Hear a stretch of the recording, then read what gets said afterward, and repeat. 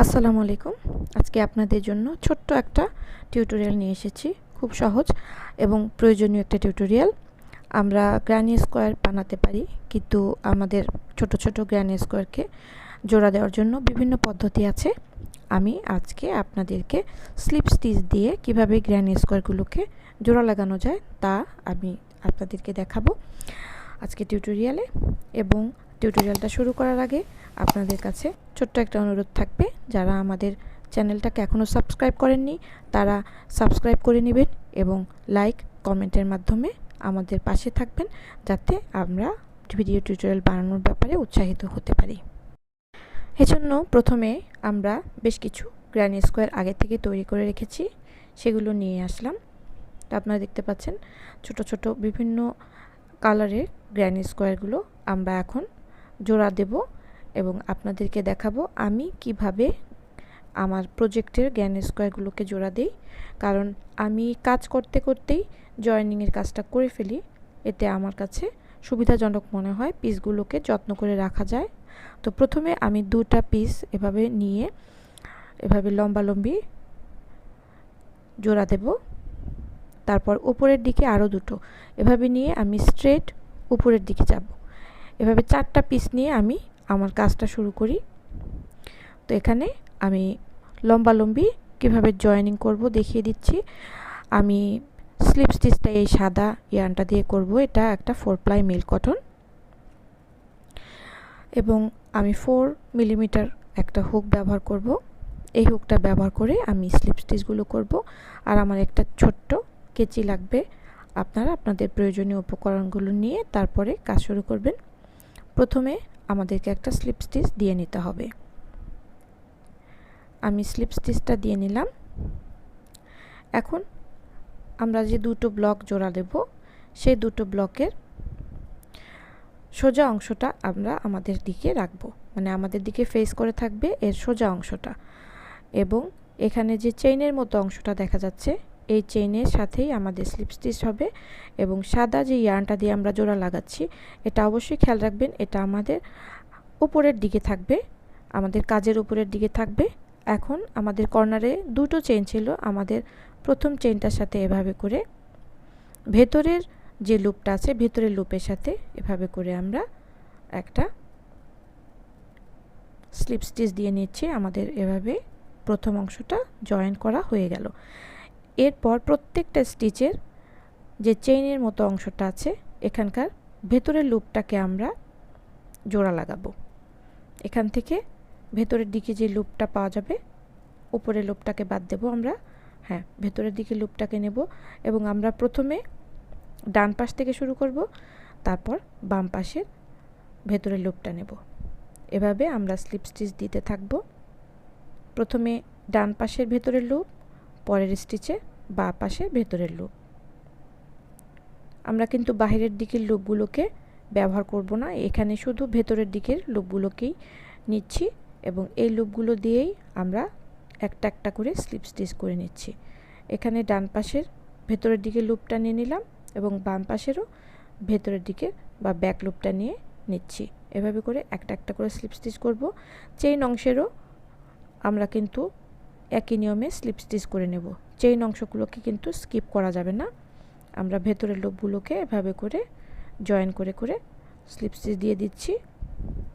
এতে করে কিন্তু আমাদের সুন্দর একটা চেইন সেলাইয়ের মতন একটা লুক তৈরি হচ্ছে। এই ভেতরের লুপটাকে আমি নিয়ে নিচ্ছি।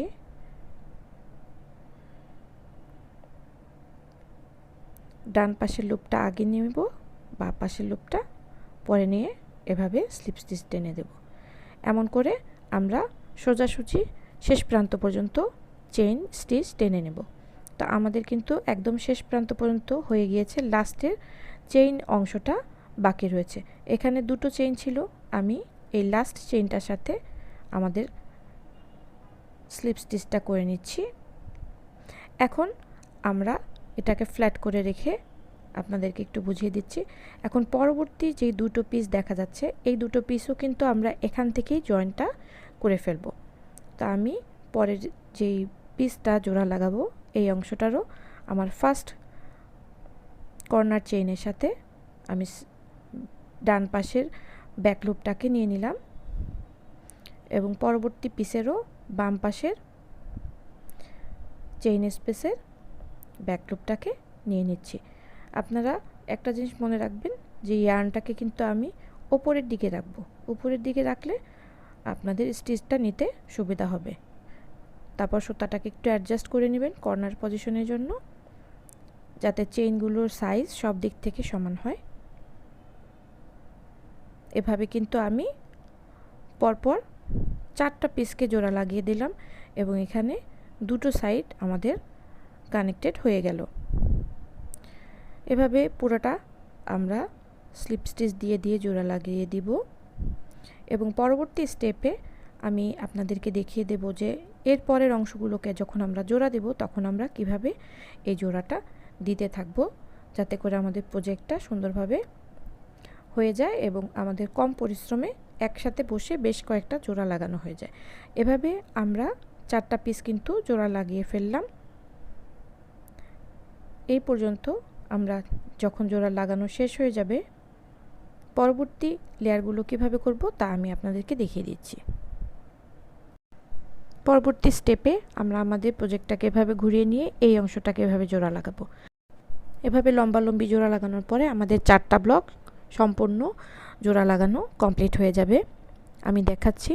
আমরা এভাবে লম্বালম্বি স্লিপ স্টিচ দিয়ে জোড়া লাগানোর পর পরবর্তী স্টেপে আমরা এটার সামনে এই অংশের আরও 2টো ব্লক নিয়ে আসব এবং একই টানে আমরা সুতোটাকে না কেটে একবারে 6টা ব্লককে কিন্তু স্লিপ স্টিচের মাধ্যমে কানেক্ট করে নেব। তাহলে এরপরে আমাদের বাকি থাকবে এই কানেকশনটা। আমাদের এখান থেকে এরপরে নিতে হবে। আমি এখন দেখিয়ে দিচ্ছি আমি বেশ কিছু ব্লক জোড়া লাগিয়েছি, কিভাবে করেছি। প্রথমে আমি এই 4টা ব্লককে জোড়া লাগিয়ে আমি কাজটা শুরু করেছিলাম। এরপর প্রতিবার যখন আমি নতুন লাইনের স্লিপ স্টিচ দেওয়া শুরু করেছি, প্রত্যেকটা স্লিপ স্টিচের লাইনের সাথে আমি কিন্তু 2টো করে ব্লক বাড়িয়েছি। আবার এখানে দেখেন, এখানে যেভাবে আমি কানেক্ট করেছি এই লাস্ট লাইনের সাথে আমি 2টো ব্লক বাড়িয়ে নিয়েছি। এখন আমি এখান থেকে স্লিপ স্টিচ দেওয়া শুরু করব এবং এই স্লিপ স্টিচটা দিতে দিতে পাশে খালি জায়গাগুলোতে কিন্তু একটা একটা করে ব্লক জোড়া লাগাতে থাকব। এভাবে আমি একটা একটা করে ব্লক জোড়া লাগাতে থাকব।